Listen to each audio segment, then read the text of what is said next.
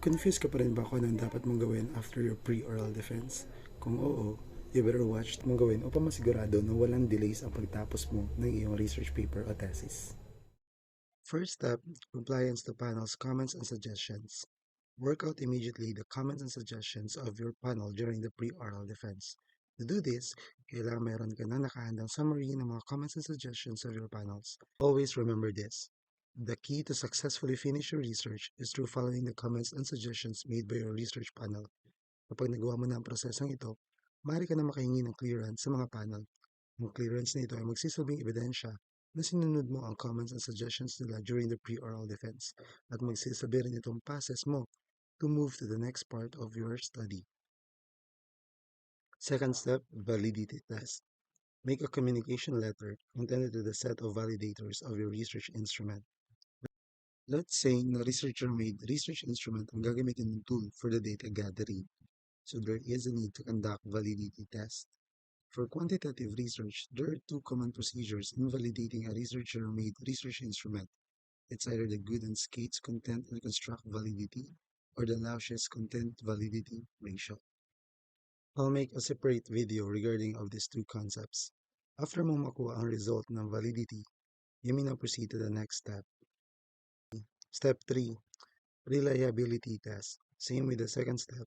Make a communication letter asking permission to the person in authority to allow you to conduct the reliability test. Let's say students and participants ng study mo.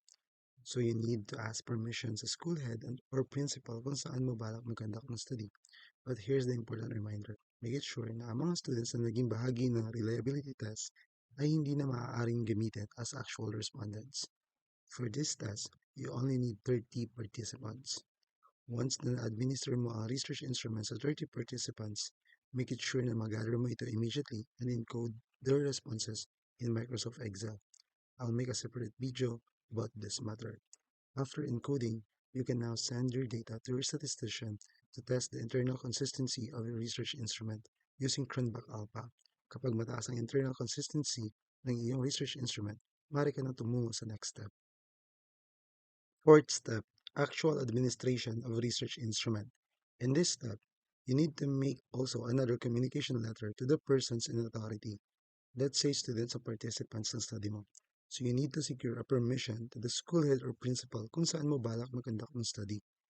Once the permission from persons in authority is secured, you may now administer your research instrument to your target participants. Then, gather immediately the accomplished research instrument and encode the responses in Microsoft Excel. After encoding, you may now send your data to your statistician for the process of data analysis in accordance with the specific goals of your study. Last step, or the final step, wait. Give your statistician ample time to analyze your data. At this time, nakadepende na sa bilis ng iyong statistician yung pagtapos mo ng iyong thesis. So, if you have the choice to select your own statistician, choose wisely. Kung wala kang choice na pumili, lagi mong tandaan that it's always okay to follow up kapag masyado nang matagal na walang update from your statistician. That's all. I hope na nakatulong sa inyo ang video nito. Maraming salamat. If you know someone na nito rin yung problema, kindly share this video to them. Tandaan, sharing is caring. Like and subscribe for more research-related videos. Salamat!